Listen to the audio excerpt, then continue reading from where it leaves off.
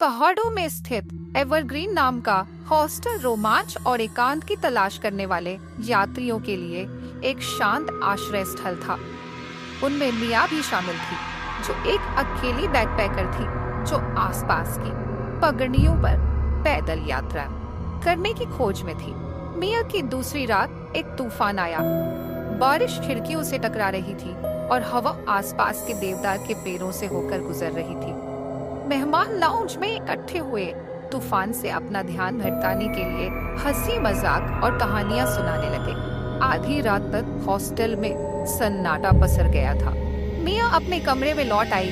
उसकी टॉर्च की हल्की चमक उसकी चारपाई को रोशन कर रही थी।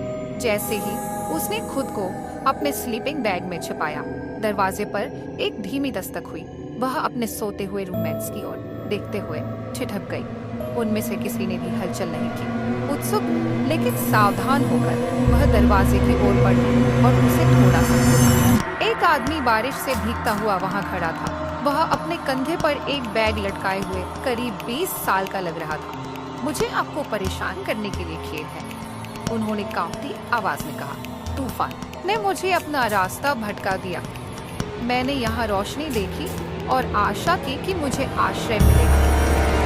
मिया झिझकी। उसके बारे में कुछ महसूस हुआ।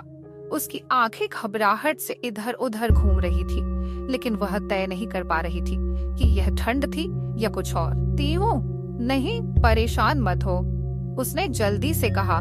मुझे बस थोड़ी देर के लिए किसी गर्म जगह पर बैठने की जरूरत है। अनिच्छा से मिया ने उसे लाउंज में जाने दिया और एक कंबल ले आई। उस आदमी ने उसे धन्यवाद दिया और चिमनी के पास बैठ गया। प्रबंधक क्लेयर नाम की एक वृद्ध महिला जल्द ही आ गई। उसने उस आदमी की जांच की, लेकिन तूफान गुजरने तक उसे वहीं रहने दिया। अगली सुबह वह आदमी चला गया था। किसी ने उसे जाते हुए नहीं देखा था।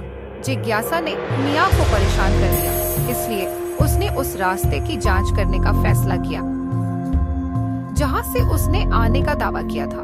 लगभग आधा मील अंदर वह किसी ऐसी चीज से टकराई जिससे उसका खून ठंडा हो गया। खाली था, लेकिन चमड़े पर उकेरे गए शुरुआती अक्षर उस आदमी से मेल खाते थे। पास ही घने जंगल में हल्के पैरों के निशान गायब हो गए। मिया तेजी से हॉस्टल वापस आ गई। जब उसने क्लेयर को बताया, क्लेयर ने फुसफुसाते हुए कहा, वह रास्ता वर्षों से बंद है। वहाँ एक दुर्घटना हुई थी। एक आदमी ऐसे ही तूफान में खोकर मर गया। मिया बहुत डर गई थी। उस रात जैसे ही तूफानी बादल साफ हुए, उसने अपनी खिड़की से बाहर देखा। क्षण भर के लिए उसने सोचा कि उसने जंगल के किनारे खड़े होकर एक आकृति को देखते हुए देखा है, और फिर वह गायब हो गया। तो दोस्तों, कैसी लगी आपको हमारी कहानी?